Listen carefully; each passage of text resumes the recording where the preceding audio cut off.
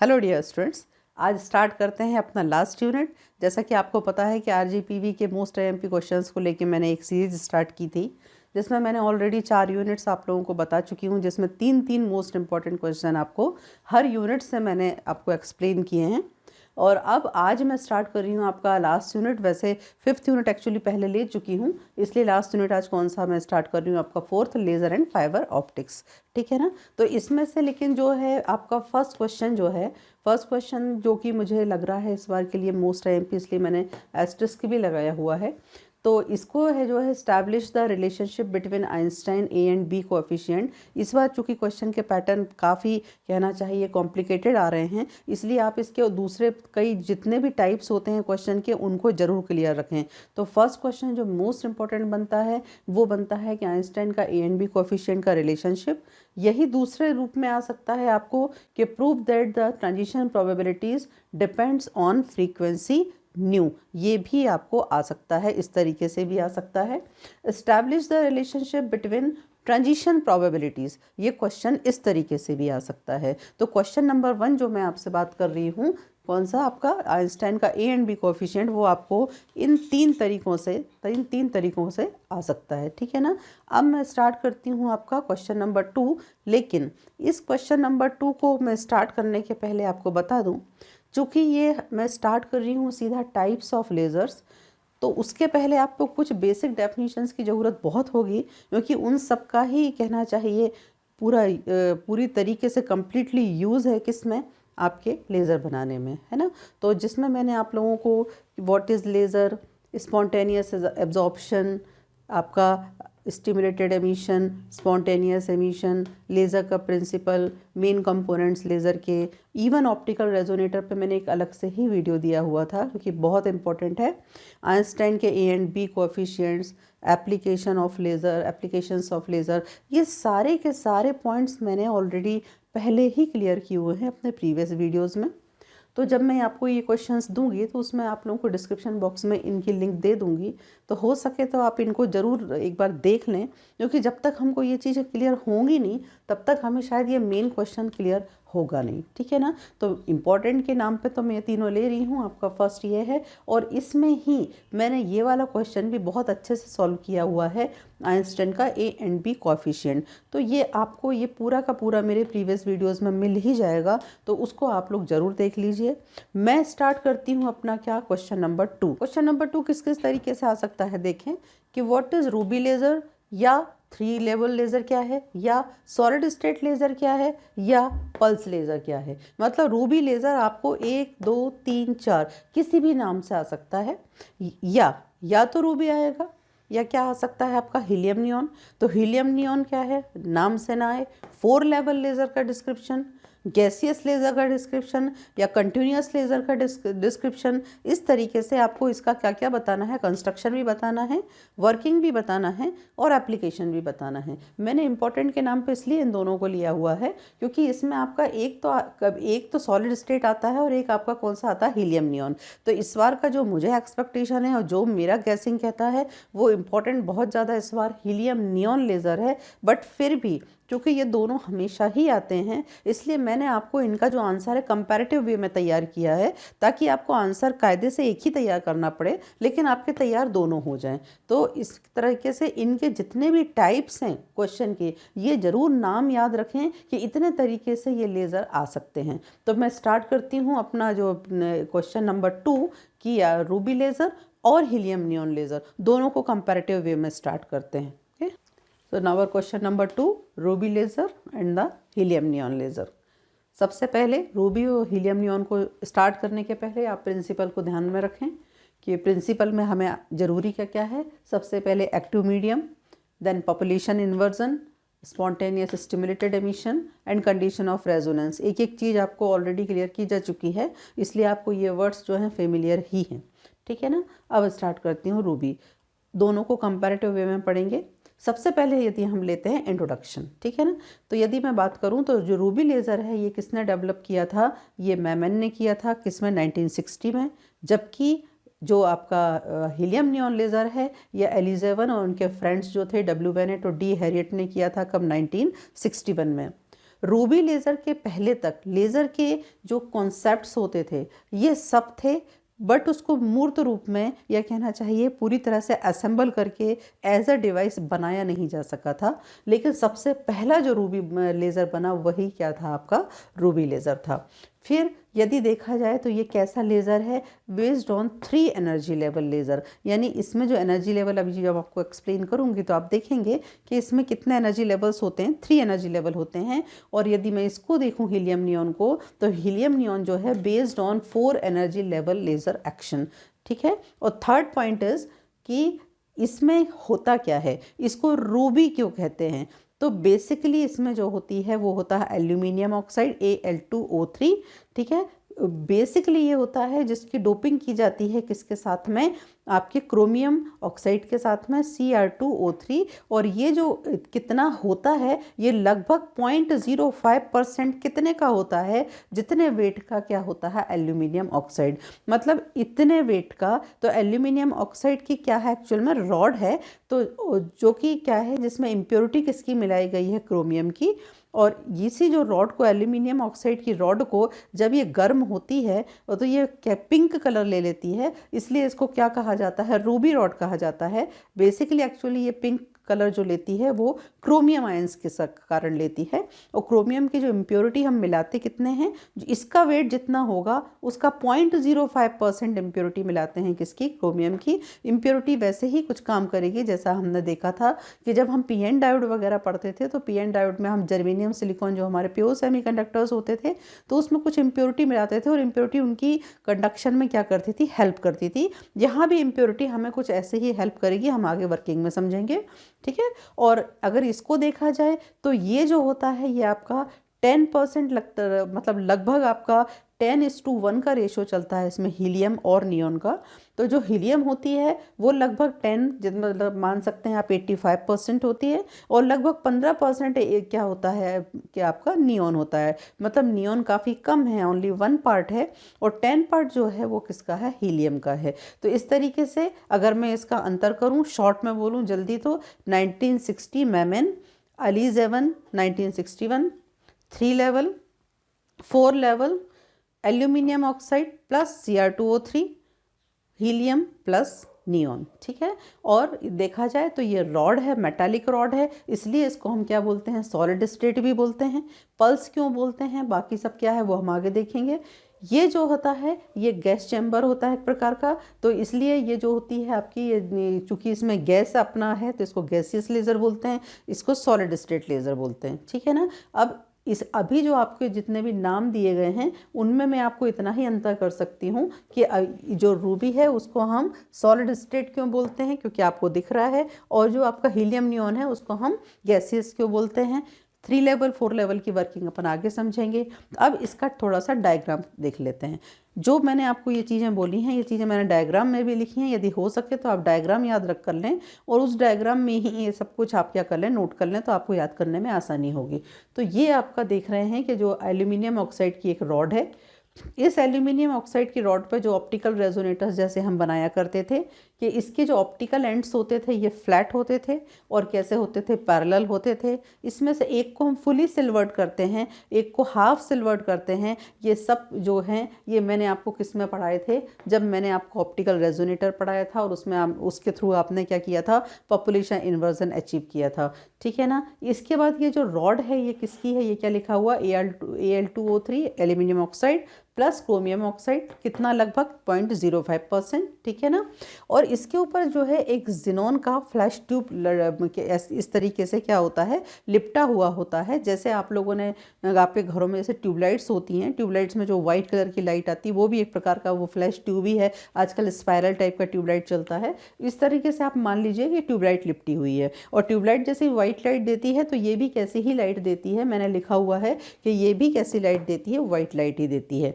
क्योंकि ये क्या है, जिनोन, जैसे आप अपने ट्यूबलाइट को क्या करते हैं, इलेक्ट्रोड को कैथोड होते हैं उनको आप पावर सप्लाई से कनेक्ट करते हैं, ऐसे ये जो जिनोन है, ये जो आपका जिनोन का फ्लैश ट्यूब है इसको पावर सप्लाई से कनेक्ट किया गया है।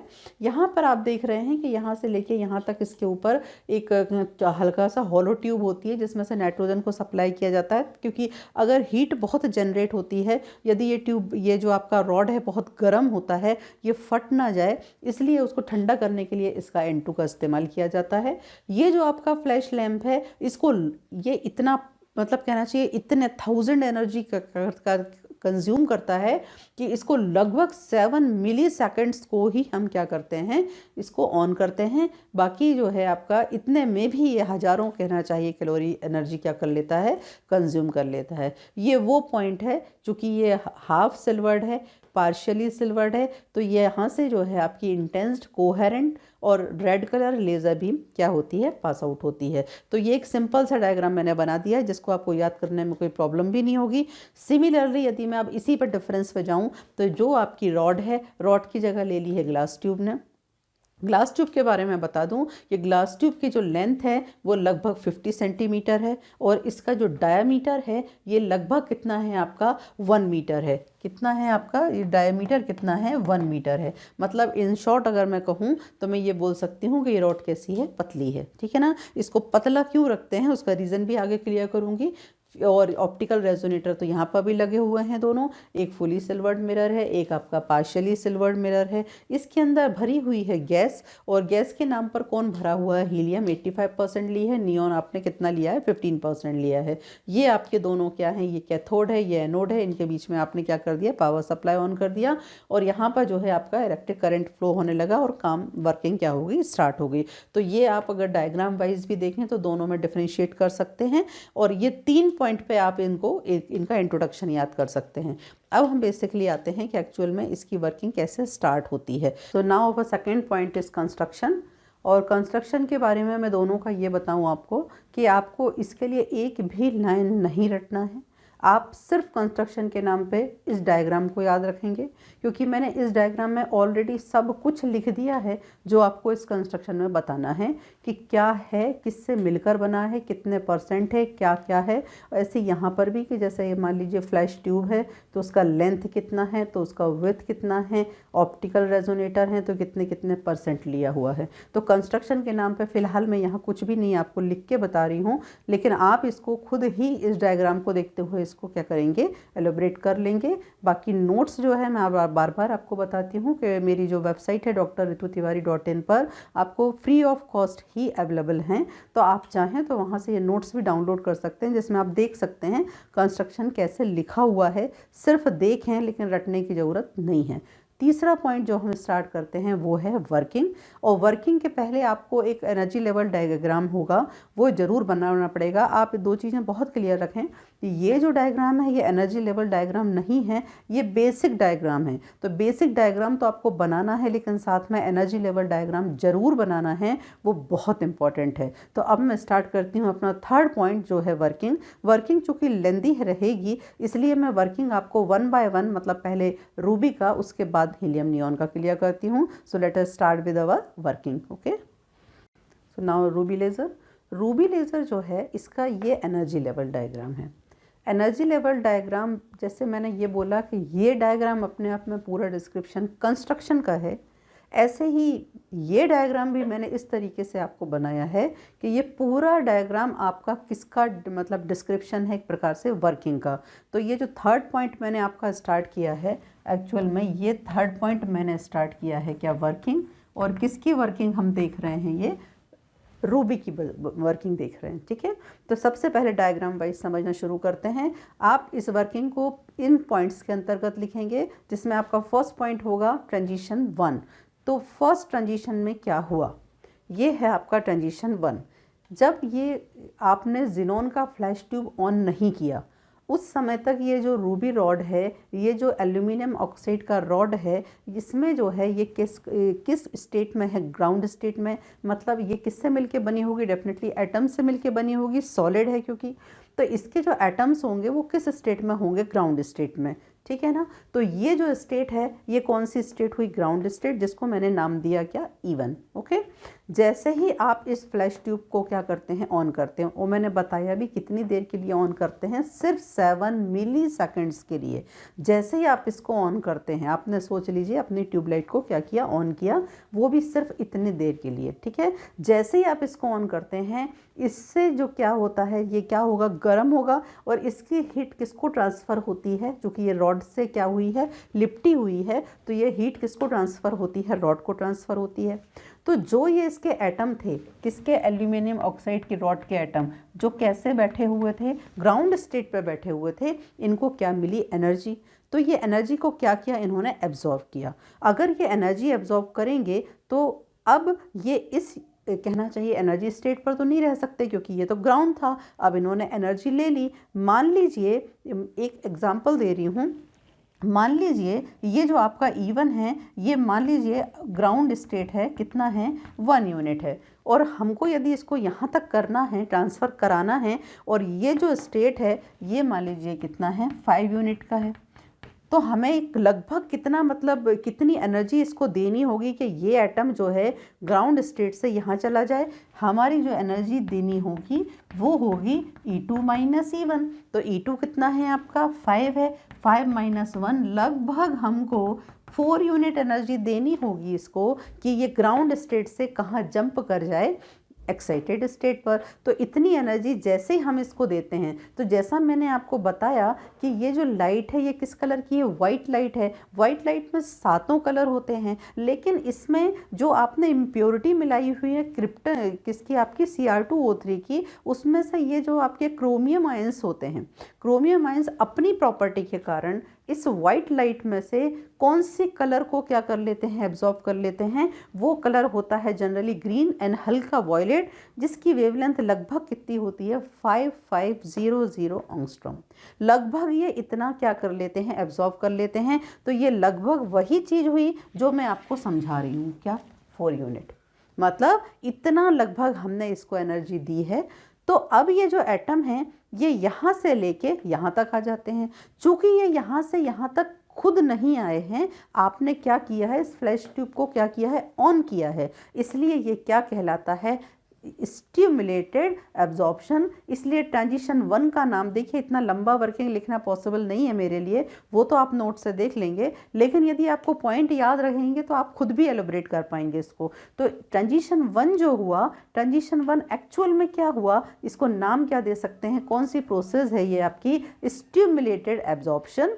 और स्टिमुलेटेड एब्जॉर्प्शन में आपने किसका यूज़ किया, ऑप्टिकल पंपिंग का। एक नाम और मैं जो आप लोगों को बताना भूल गई हूँ कि ये जो रूबी लेज़र है, इतने नामों से तो आ सकता है, हो सकता है इसका एक नाम ये भी आ जाए कि ऑप्टिकल पंपिंग लेज़र कौन सा है। तो इसमें जो पंपिंग है ये कैसी है, ऑप्टिकल है। पंपिंग के बारे में मैंने आपको पूरा एक अलग से वीडियो दिया हुआ था, जिसमें मैंने आपको पंपिंग के सारे टाइप बताए थे, कितने कितने तरह की पंपिंग होती हैं।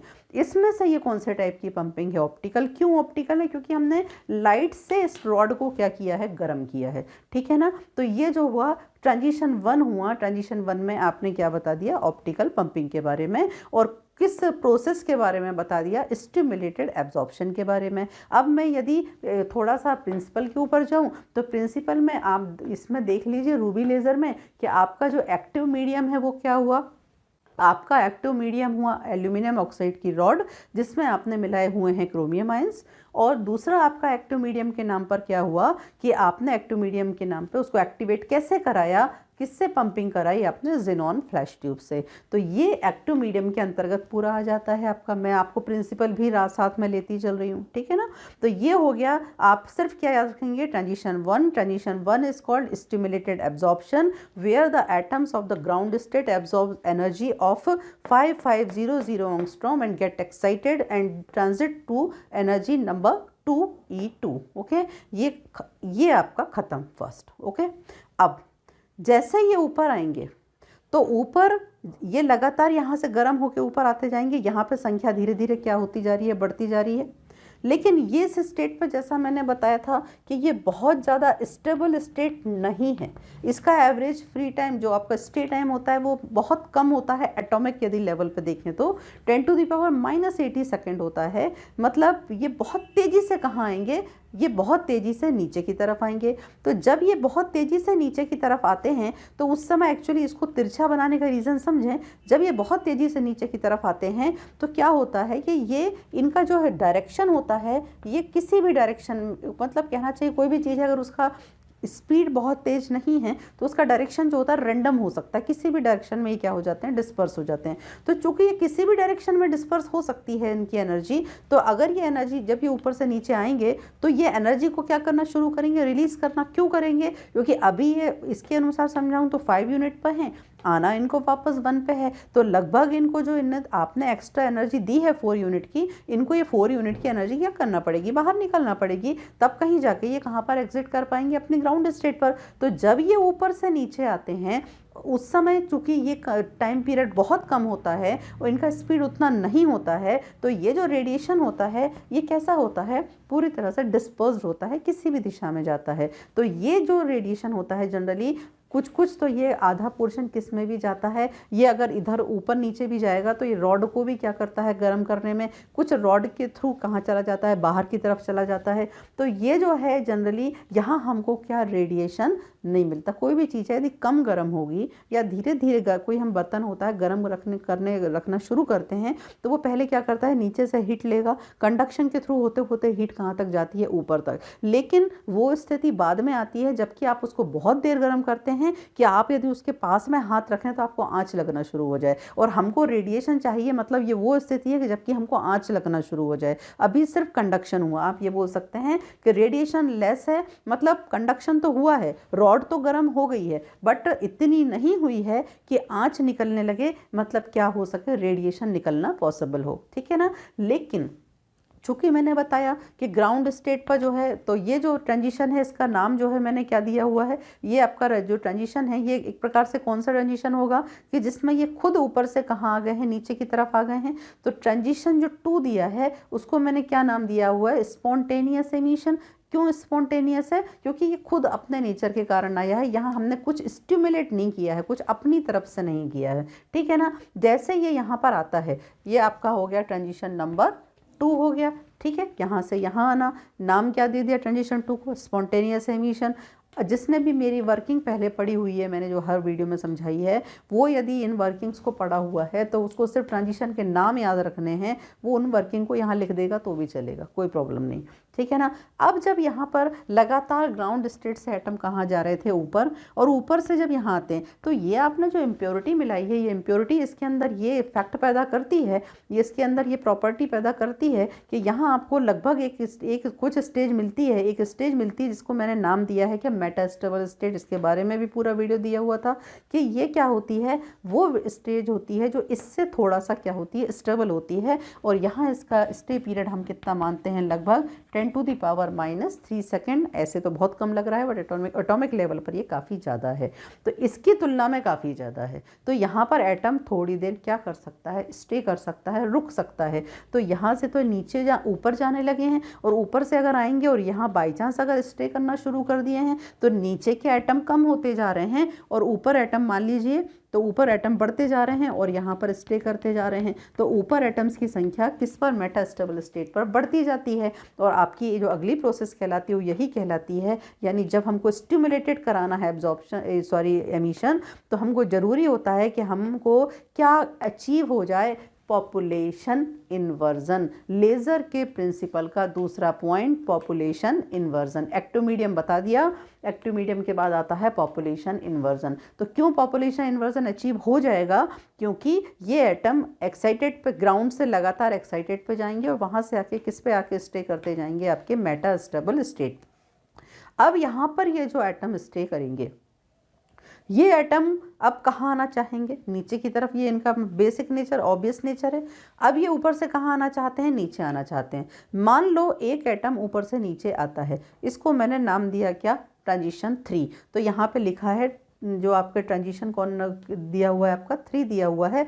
ट्रांजिशन 3 जो है वो क्या हो गया, ट्रांजिशन 3 एक प्रकार से क्या हो गया, यहाँ आपने पॉपुलेशन इन्वर्जन को अचीव कर लिया है। और जो आपने स्टिमुलेटेड लिखा है इसको आप कह सकते हैं ये जो है आपका ट्रांजिशन क्या हो जाएगा, आपका ये स्टिमुलेटेड जो है ये आपका हो जाएगा क्या, ट्रांजिशन 4। वन बाय वन आएंगे, पहले आते हैं ट्रांजिशन 3 पे। ट्रांजिशन 3 पे ये फोटोन जो है, ये जो एटम है, सॉरी, ये एटम कहाँ आना चाहता है, नीचे आना चाहता है। लेकिन जब ये नीचे आएगा तो ये क्या करेगा, जितनी इसने एक्स्ट्रा एनर्जी ली है उसको क्या करेगा, ये क्या करेगा, रिलीज़ करेगा।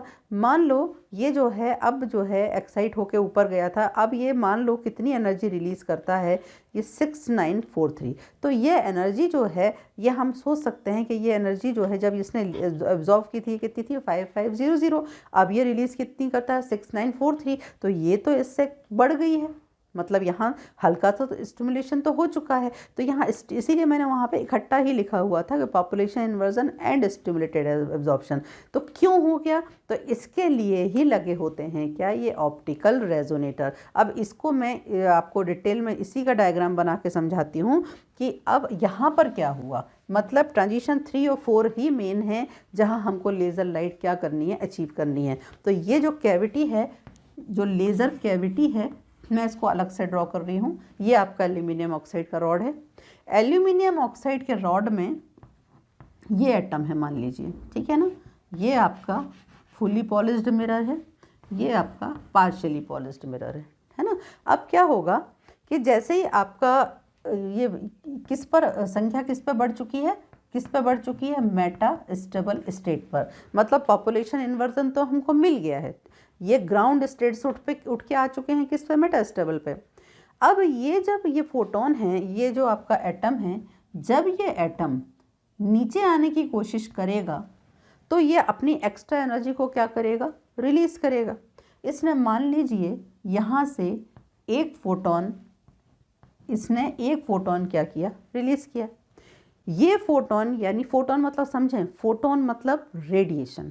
इसने कितना रेडिएशन रिलीज़ किया, 1h न्यू का। ये जो रेडिएशन है, ये रेडिएशन किसको मिलेगा, डेफिनेटली उसके बाजू वाले एटम को मिलेगा। अब बाजू वाला एटम खुद भी तो नीचे आना चाहता था, तो वो खुद भी कितना देना चाहता था, क्योंकि वो उतना एनर्जी लेके तो नहीं आ सकता, तो उसको भी उतनी एनर्जी क्या करनी थी, रिलीज़ करनी थी। तो वो अभी जैसे मैंने आपको एग्जांपल दिया था कि वो कितना दिया था आपने, 4 यूनिट का एक्स्ट्रा था उनके पास। तो मान लो ये पहला जो है ये अपना क्या देना चाहता है, 4 यूनिट का रेडिएशन क्या करना चाहता है, रिलीज़ करना चाहता है। तो दूसरा भी तो 4 यूनिट का रिलीज़ करना चाहता है, लेकिन ये 4 यूनिट का तो करेगा, लेकिन इसने और किसको भी एब्जॉर्व कर लिया, इसके रेडिएशन को भी तो एब्जॉर्व कर लिया। तो अब ये अकेला 4 नहीं देगा, ये अपना 4 भी देगा और ये एक 4 और देगा क्योंकि इसने इसका एब्जॉर्व किया है। तो अब इसके पास ये जो कितना रिलीज़ करना चाहेगा, 8 रिलीज़ करना चाहेगा। ये जो डबल रेडिएशन है ये डेफिनेटली और बाजू वाले को क्या करेगा, हिट करेगा। ये रेडिएशन इसको हिट करेगा, तो ये एक अपना तो देना चाह ही रहा था 4, इसको ये 2 और गिफ्ट में मिल गए। तो ये कितने हो गए, ये इसके पास इतने हो गए। इस तरीके से ये क्या होगा, रेडिएशन क्या होता जाता है, मल्टीपल होता जाता है, क्योंकि एटम्स क्या हैं, अरेंज इस तरीके से हैं। और ये मल्टीपल होते होते किस पर आएगा, इस वॉल तक आएगा। अब यहाँ पर क्या है, यहाँ पर कैसा है, ये पार्शियल है, मिरर है हो चुकी। तो यहाँ से ये क्या होगा, रिफ्लेक्ट होगा, और रिफ्लेक्ट होकर ये रेडिएशन कहाँ चला, वापस चला। जब ये वापस चला तो वापस चलने में इसको फिर रास्ते में एटम मिले। अब इन रास्ते में एटम को इसने फिर हिट किया और इनको अपनी एक्स्ट्रा एनर्जी देता गया, और ये और मल्टीप्लाई होते होते होते होते ये रेडिएशन किस पे टकराया, इस मिरर पे टकराया चलते चलते, जबकि वो बीच में सबको स्टिमुलेट करता चला आ रहा है। जब यहाँ टकराएगा तो ये तो फुल्ली पॉलिश्ड मिरर है, यहाँ से ये क्या होगा, ये फिर वापस लौटेगा, फिर ये रास्ते में जितने एटम्स हैं उनको अपनी और एक्स्ट्रा एनर्जी देता जाएगा, बढ़ती जाएगी, फिर ये यहाँ टकराएगा। तो ये प्रोसेस बार बार पार्शियल क्या ना, ये बैक एंड फोर्थ ये जो रिफ्लेक्शंस हो रहे हैं, ये प्रोसेस तब तक चलती रहती है जब तक ये जो कहना चाहिए रेडिएशन की जो इंटेंसिटी होती है, जो मैंने बताया था आपको लास्ट पॉइंट, क्या यहाँ तक आ चुके हैं आप, पॉपुलेशन इन्वर्जन हो चुका है, स्पॉन्टेनियस स्टिमुलेटेड है। जो स्टिमुलेटेड एमिशन में आपको थ्योरेटिकली पढ़ाती थी ना कि मेटा स्टेबल स्टेट पर हम क्या करते हैं, एनर्जी डालते हैं। एक्चुअली में प्रैक्टिकल पे हम कोई मेटा स्टेबल स्टेट पे एनर्जी नहीं डालते हैं, बल्कि इस तरीके से ये स्टिमुलेटेड होता है। ठीक है, तो ये इस प्रकार से स्पॉन्टेनियस और स्टिमुलेटेड एमिशन आपका होने ही वाला है। लेकिन ये कौन सी कंडीशन आ चुकी है, वो आपकी कंडीशन ऑफ क्या, रेजोनेंस। तो कंडीशन ऑफ रेजोनेंस का मतलब आपने बताया था ना मैंने कि जो आपकी एनर्जी है, जो लॉस्ट एनर्जी है और जो इसकी एनर्जी है, ये क्या हो जाती है, इक्वल हो जाती है। मैं बहुत डिटेल नहीं ले रही हूँ फिर से, क्योंकि ऑप्टिकल मैंने आपको कंडीशन ऑफ रेजोनेंस पे भी पूरा एक वीडियो दिया हुआ है। तो जैसे ही क्या होता है, इसकी जो बढ़ी हुई एनर्जी है और बाहर की एनर्जी, मतलब कंडीशन ऑफ रेजोनेंस, या आप इन शॉर्ट समझ सकते हैं कि जब एनर्जी क्या होती है, बहुत ज़्यादा इंटेंस हो जाती है, बहुत ज़्यादा बढ़ जाती है। जब एनर्जी बहुत बढ़ जाती है तो ये फोटोन जो होते हैं, यहाँ चूँकि मैंने बनाया हुआ था कि यहाँ छोटा सा क्या होता है आपका, एक कहना चाहिए पार्शियली चूँकि ये होता है, तो यहाँ से ये जो लाइट होती है क्या हो जाती है, बाहर निकलती है। ये लाइट जो होती है बहुत ज़्यादा इंटेंस्ड होती है। इंटेंस्ड क्यों है, क्योंकि ये डेफिनेटली बार बार रिफ्लेक्शन के थ्रू उसकी इंटेंसिटी क्या हो चुकी है, बहुत बढ़ चुकी है। और इतनी बढ़ चुकी है कि जबकि ये मतलब रेजोनेंस की कंडीशन आ गई और ये एटम जो है क्या करने लगे हैं, जब एनर्जी बहुत बढ़ जाएगी, जब व्यक्ति की किसी की एनर्जी बढ़ती है तो क्या करने लगता है, वाइब्रेट, यानी कि हिलने लगता है। ऐसे ही एटम की एनर्जी जब रेजोनेंस में बहुत ज़्यादा बढ़ जाती है तो एटम से भी क्या करने लगते हैं, वाइब्रेट करने लगते हैं। और ये जो रेडिएशन होता है, ये जो फोटॉन्स होते हैं, ये कहाँ निकल जाते हैं, एग्जिट कर जाते हैं। तो ये जो एग्जिट कर रहे हैं, ये लाइट क्या है, इंटेंस है, क्योंकि तेज तो है ही, लेकिन कोहेरेंट है। कोहेरेंट क्यों है, क्योंकि एक फोटोन से ही, एक एटम से एक फोटोन निकला था, एक ने 2 किए थे, 2 ने 3 किए थे, 3 ने 4, इस तरीके से मल्टीपल होते चले गए थे। चूंकि वो उनका ओरिजिन एक से ही था, तो उन सब की प्रॉपर्टी, उनका फेज डिफरेंस लगभग कांस्टेंट होता है। मतलब लाइट कैसी होती है, कोहेरेंट होती है। और क्रोमियम आयन जो कलर देते हैं गर्म होने पे, वो कलर होता है कौन सा, रेड कलर। तो रेड कलर की ये क्या करते हैं, बीम देते हैं। और ये जो आपका कहना चाहिए क्या एटम था, इसकी जो कहना चाहिए वेवलेंथ कितनी एब्जॉर्ब करके गया था, 5500। ये लगभग कितनी बढ़ चुकी होती है, 6943। ये बात करूं तो मैं सिंगल एटम की है। सिंगल एटम जब इस तरह से निकला, तो वो अगर 6943 दे रहा था, तो जब उसने बाकियों से क्या किया, कॉन्टेक्ट किया, और जिस तरीके से हुआ, वो तो ट्रांजिशन 4 में क्या हुआ, ये जो सिंगल था ये किसने बदल गया, डबल में। तो इस प्रकार से मैं ट्रांजिशन 3 को और ट्रांजिशन 4 को एक प्रकार से क्या बोल सकती हूँ कि ये ट्रांजिशन किसको शो करता है, स्टिमुलेटेड एमिशन को। स्टिमुलेटेड क्यों, क्योंकि ये स्टिमुलेट हुआ, किसके कारण स्टिमुलेट हुआ, ऑप्टिकल रेजोनेटर के कारण स्टिमुलेट हुआ। ठीक है ना। तो इस तरीके से रूबी लेज़र को 3 लेवल लेज़र कहा जाता है, क्योंकि यहाँ कितने लेवल हैं, 1 2 3। ठीक है, शायद मैं सारे नाम आपको क्लियर कर चुकी होंगी कि रूबी लेज़र जो है 3 लेवल लेज़र है। सॉलिड स्टेट है क्योंकि एल्यूमिनियम ऑक्साइड का रॉड है।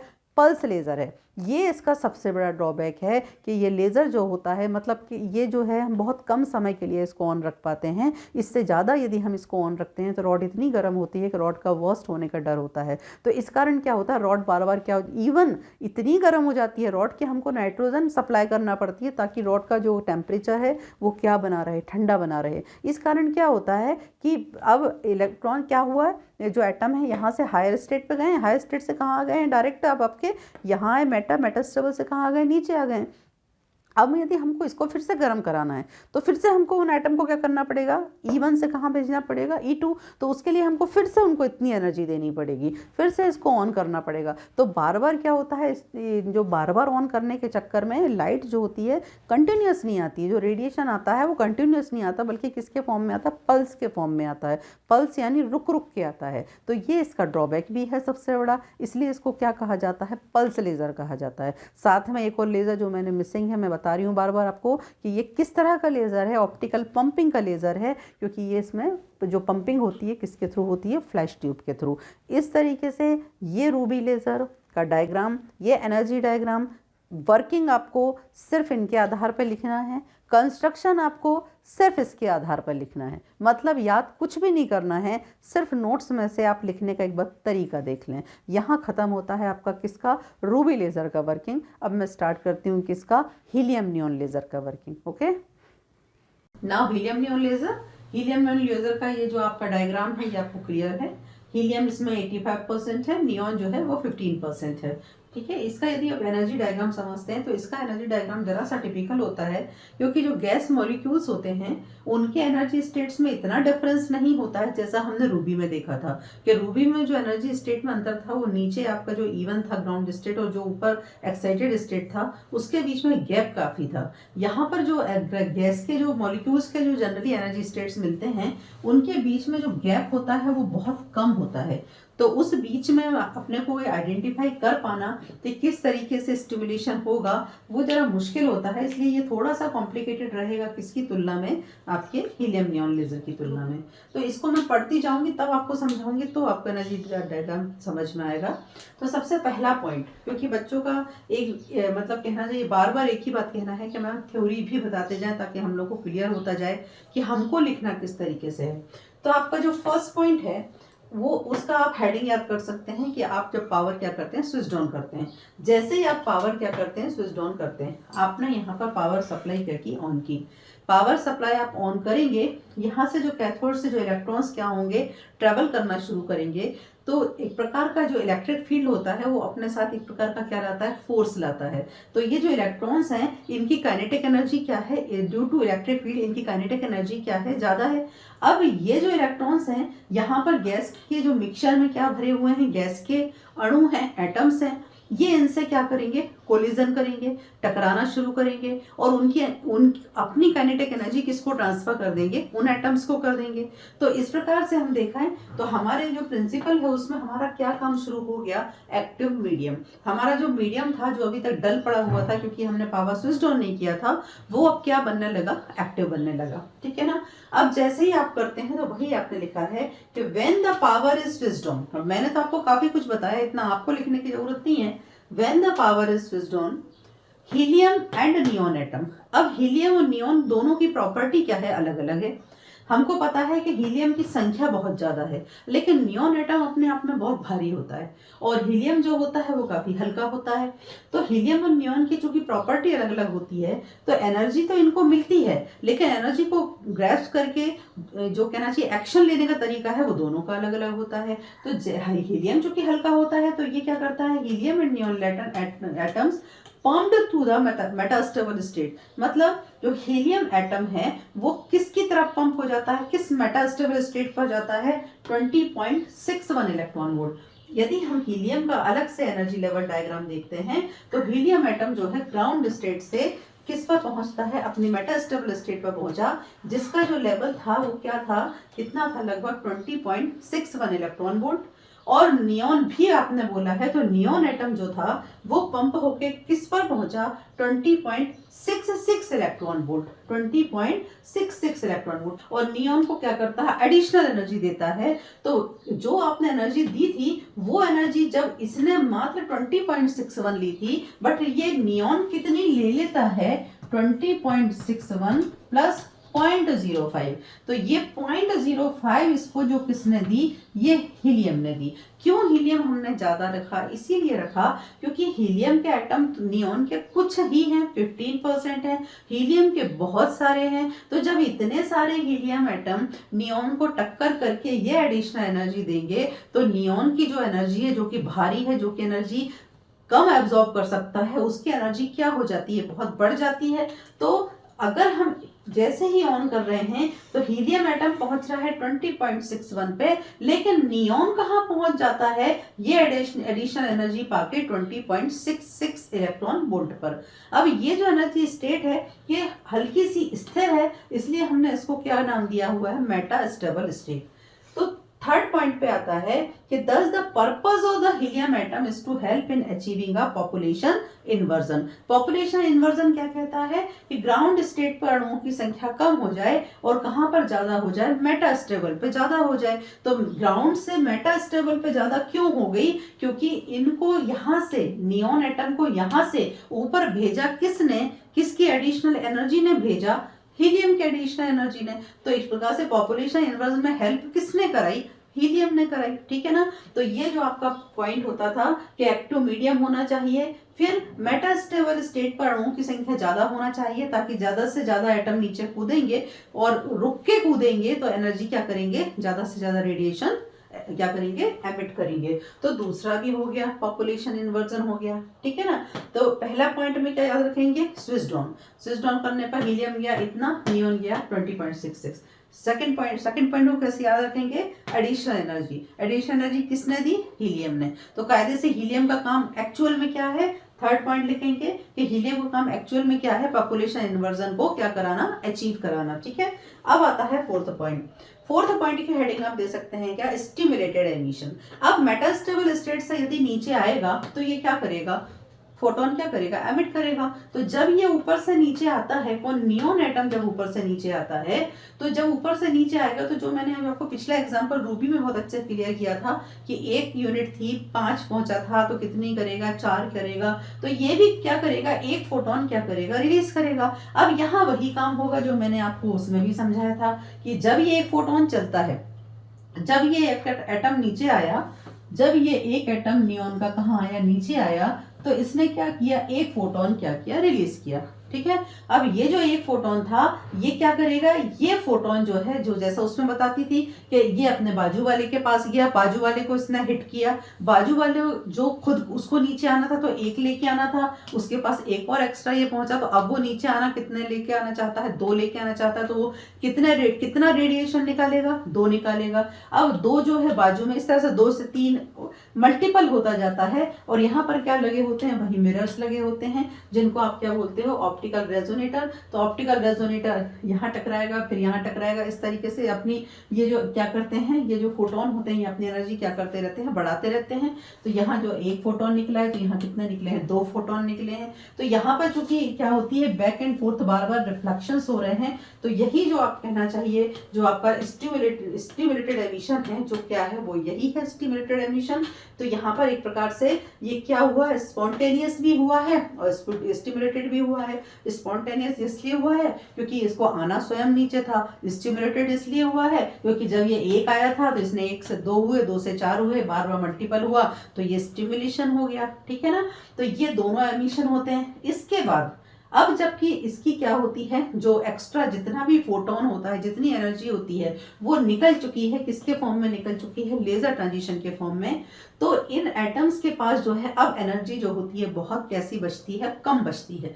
तो अब ये कहना चाहिए अपने बेसिक नेचर के कारण ही कहाँ आना चाहते हैं, नीचे की तरफ आना चाहते हैं। लेकिन अब तक जो है ये जो नीचे आना चाह रहे हैं, इनमें क्या नहीं बचता है, इतना फोटोन नहीं होता है या इतनी एनर्जी नहीं होती है कि वो क्या हो सके, रिलीज हो सके। ये सिंपली ऊपर से कहाँ आते हैं, नीचे की तरफ आते हैं। तो इसको आपने क्या दिया, स्पॉन्टेनियस एमिशन। और स्पॉन्टेनियस एमिशन के आते तक, मतलब यहाँ तक अब इनकी एनर्जी पूरी तरीके से क्या हो चुकी होती है, खत्म हो चुकी होती है। तो मैंने आपको पहले भी बताया था, यहाँ थिन लिखा हुआ था कि इस रॉड को थिन रखते हैं, मैंने कहा था आप लोगों को बाद में बताएंगे।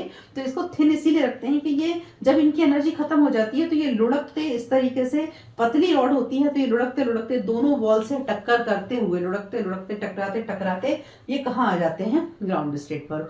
तो ये लुढ़कते टकराते जो नीचे आ रहे हैं, जो लुढ़कते टकराते नीचे आ रहे हैं, यहाँ पर जो ये देते हैं, जो ट्रांजिशन करते हैं, इसमें डेफिनेटली क्या नहीं हो सकता, रेडिएशन तो हो ही नहीं सकता, क्योंकि यहाँ इनकी एनर्जी लगभग कितनी हो चुकी है, बिल्कुल पूरी तरीके से खत्म हो चुकी है। अंतर समझना, यहाँ पे जो ये एनर्जी है, ये एनर्जी यहाँ इनकी खत्म हो चुकी है और ये मतलब कहना चाहिए टकराते हुए, दोनों वॉल से टकराते हुए लुढ़कते लुढ़कते कहाँ आ रहे हैं, नीचे आ रहे हैं। यहाँ पर क्या हो रहा है, यहाँ ये अपने बेसिक नेचर के कारण कहाँ आने की कोशिश कर रहे हैं, नीचे आने की कोशिश कर रहे हैं। परंतु इनके पास क्या नहीं है, एनर्जी नहीं है, इसलिए ये क्या नहीं है, डायरेक्शनल नहीं है, इनका कोई डायरेक्शन नहीं है। ये रेडिएशन कैसा है, डिस्पर्स्ड है। तो डिस्पर्स्ड है तो हो सकता है रॉड की जो अपना जो ये रॉड है इसके के थोड़ा ऊपर से, मतलब रॉड के ऊपर से पास हो जाए, नीचे से पास हो जाए, जो इसका जो सेमी पॉलिश्ड मिरर होता है इसमें से भी कुछ पास हो जाता है, मतलब इसमें डायरेक्शन नहीं होता है, चारों तरफ से रेडिएशन क्या हो जाता है, पास हो जाता है। यहाँ तक आते आते इसकी इंटेंसिटी खत्म हो चुकी है और अब जो भी बचे हैं उनमें उतनी भी ताकत नहीं है कि वो अपना रेडिएशन इतना भी निकाल सके जो इधर और उधर ट्रांसफर हो चुके। ये क्या करते हैं, ये मात्र यूं लुढ़कते हुए आएंगे। तो चूंकि ये बहुत पतली होती है, बहुत, ये इस रॉड को इसीलिए पतला रखते हैं ताकि इनको बार बार जो है वॉल से क्या मिलती रहती है, इधर से लुढ़क उधर, इस तरीके से करते करते उनको क्या मिलती रहती है, एनर्जी मिलती रहती है और अल्टीमेटली लास्ट में कहाँ आ जाते हैं, ग्राउंड स्टेट पर आ जाते हैं। तो इस तरीके से हम देखें तो इसके कितने कितने वो होते हैं, कितने लेवल बनते हैं, 1 2 3 4। तो यहाँ तक मैंने आपको क्या बताया, पहला पॉइंट आप क्या याद रखेंगे, स्विच्ड ऑन। सेकंड पॉइंट आप क्या याद रखेंगे, एडिशन एनर्जी किसने दी, हीलियम ने। थर्ड पॉइंट आप क्या याद रखेंगे कि ये किस में हेल्प कराते हैं, हीलियम एटम का पॉपुलेशन इन्वर्जन में। और फोर्थ पॉइंट आप लिखेंगे क्या, कि ये क्या है, स्टिमुलेटेड एमिशन है, कि when an excited neon atom passes from the metastable state, कौन सी मेटास्टेबल स्टेट, 20.66 से किस में आता है, 18.70 पर आता है। तो ये क्या करता है, एमिट करता है फोटोन ऑफ वेवलेंथ 6328 एंगस्ट्रॉम। ये इसने एक फोटोन क्या कर दिया, एमिट कर दिया। फोर्थ पॉइंट तक आप लिख चुके थे। फिफ्थ पॉइंट से फिर से यदि हम स्टार्ट करते हैं तो जो मैंने आपको बताया, मैंने कहाँ तक बता दिया था कि ये नियॉन एटम इस आपकी अपर मेटास्टेबल स्टेट से नीचे की तरफ आता है और क्या करता है, एक फोटोन क्या करता है, एमिट करता है। अब ये फोटोन क्या होगा, चलना शुरू करेगा, आपस में नियॉन एटम्स को क्या करता जाएगा, अपना क्या करेगा, एनर्जी देगा और यहाँ पर जो दोनों तरफ आपके मिरर्स लगे हुए हैं इनसे क्या करेगा, बार बार रिफ्लेक्ट करेगा। तो उसको आपको किस तरीके से लिखना है, this photon travels through the gas mixture, travels through the gas mixture से ट्रेवल करता है एंड अगेन जो चीज मैं बोल रही हूँ, reflected by the mirror ends, और बार बार इन मिरर से क्या होता है, बार बार क्या होता है, रिफ्लेक्ट होता है। कब तक रिफ्लेक्ट होता है, until it stimulates an excited neon atom।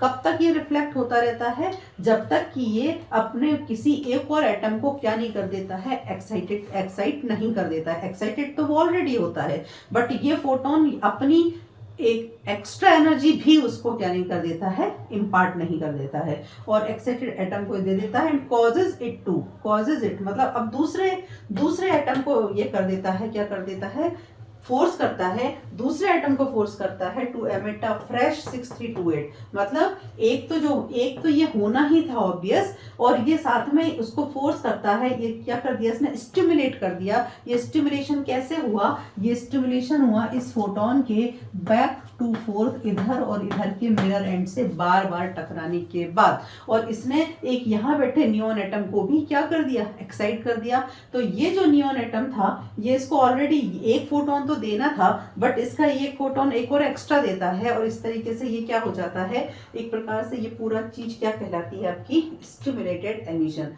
तो जो आपके पॉइंट फोर्थ अभी आपको जो बताया और जो फिफ्थ है उसको आप याद रख सकते हो कि फोर्थ और फिफ्थ किसको शो करते हैं, स्टिमुलेटेड एमिशन को शो करते हैं। वैसे पॉइंट आपको याद रहेंगे क्योंकि आपको पता है कि आपको इस पूरे डायग्राम को क्या करना है, डिफाइन करना है, उसके बारे में बताना है, तो आप 1 बाय 1 आ ही सकते हैं। तो नेक्स्ट आपको जैसा दिख ही रहा है कि यहाँ पर चूंकि आपको क्या हो चुका है, 1 से 2 हो चुके हैं और मल्टीपल होते जाते हैं, बार बार रिफ्लेक्टेड होते हैं। तो कायदे से ये जो ट्रांजिशन है, ये कौन सा ट्रांजिशन कहलाता है, लेजर ट्रांजिशन कहलाता है। और यही आपको क्या मिल जाती है, बीम मिल जाती है। यही आपने लिखा है नेक्स्ट पॉइंट में, फिफ्थ के बाद 6 में, this process continued and sufficiently intense red colour coherent laser beam achieved.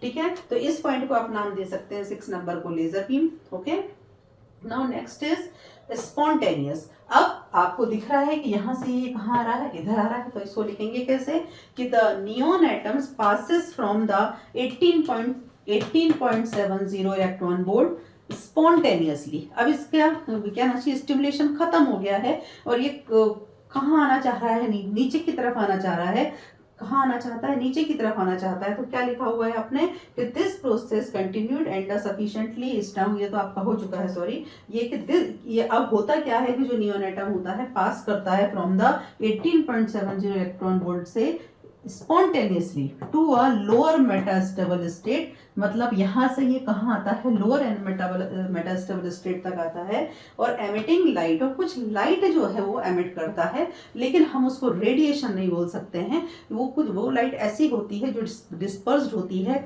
जो कोहेरेंट नहीं होती है, जो डायरेक्शनल नहीं होती है। लो धीरे धीरे वो लाइट या तो ये जो आपकी जो ट्यूब है, ट्यूब की जो वॉल्स है उनके द्वारा एब्जॉर्ब हो जाती है, या कुछ जो होती है बाहर एटमॉस्फेयर को चली जाती है, ठीक है ना। तो इस पॉइंट को आप नाम दे सकते हैं स्पॉन्टेनियस। और जो नेक्स्ट पॉइंट है आपका, आप फाइनली, अब क्या हो चुका है, ये इधर आ चुका है, इधर आ चुका है, finally neon atoms comes down, finally neon atoms comes down to the ground state, to the ground state through collision with the tube walls, जो मैंने कहा था ना, लुढ़कते हुए, क्योंकि अब इनकी एनर्जी जो रही सही एनर्जी थी वो भी कहाँ चली गई है, इधर उधर डिस्पर्स होकर सब जगह निकल गई है। तो अब ये इनकी एनर्जी बिल्कुल नहीं बचती है। तो चूंकि ट्यूब पतली होती है, विदाउट एनी एनर्जी, लुढ़कते पुढ़कते, मतलब दोनों वॉल से इस तरीके से टच करते हुए, वही लिखा हुआ है ground state through collision with the tube walls, क्या क्या होते हैं ये, अल्टीमेटली कहाँ आ जाते हैं, ये जो ट्रांजिशन होता है लोअर मेटास्फेरिक गैस स्टेट, ये कैसा कहलाता है, रेडिएशन लेस होता है। क्यों? क्योंकि अब तो इसके अंदर क्या होता है, कोई भी एनर्जी नहीं बची होती जो ये एज अ रेडिएशन क्या कर सके, रिलीज कर सके। तो इस तरीके से इतने पॉइंट्स आपके बनते हैं, जो जनरली मेरे तो 8 पॉइंट्स बन रहे हैं। आप चाहें तो अगर 4 और 5 को मिला के करते हैं तो आपके कितने बन सकते हैं, 7 पॉइंट्स बन सकते हैं। आपको लगभग बड़े सरल तरीके से इतने तरीके से आपको 7 पॉइंट्स में इसको क्या करना है, पूरी तरीके से डिफाइन करना है। 10 मार्क्स का आएगा तो इसकी जो प्रोसीजर है वो लेंथी तो जरूर है, बट लिखना तो पड़ेगी। तो इसलिए मैंने आपको जानबूझ के उसको लिख के भी बताया और लिख के फिर पढ़ के बताया, ताकि आपको प्रोसेस तो समझ में आ रही थी, बट लिखना कैसे है वो समझ नहीं आ रहा था, तो वो भी आप समझ सकें। और नोट्स में तो अवेलेबल है ही, जो आप निकाल ही सकते हैं, ठीक है ना। तो इस तरीके से आपका जो कंप्लीट होता है वो कौन सा कंप्लीट होता है, आपका हीलियम नियॉन लेजर कंप्लीट होता है। और लास्ट में जो आपकी जो कंडीशन ऑफ रेजोनेंस थी वो भी आपको कहाँ मिली थी, यही मिली थी जब आपने क्या किया था, लेजर ट्रांजिशन किया था। तो इस तरीके से मैंने आप लोगों को वर्किंग जरूर डिफरेंट पढ़ाई है, लेकिन आप लोगों को लगभग कंपेयर करके पढ़ाया है, तो तैयार दोनों का हो गया होगा। रूबी में तो कोई दिक्कत ही नहीं थी, रूबी में आप ट्रांजिशन वाइज उसको समझा रहे थे, और इसमें आप इस तरीके से पॉइंट वाइज समझाएंगे, ठीक है। तो इसके बाद में एक ही क्वेश्चन है जो इसका बहुत इंपॉर्टेंट बचता है, वो है आपका ऑप्टिकल फाइबर का। वो मैं अब आपको नेक्स्ट क्वेश्चन स्टार्ट करती हूँ। तो ये आपका हो गया क्वेश्चन नंबर 2, और एक नेक्स्ट जो है वो है आपका क्वेश्चन नंबर 3। ओके।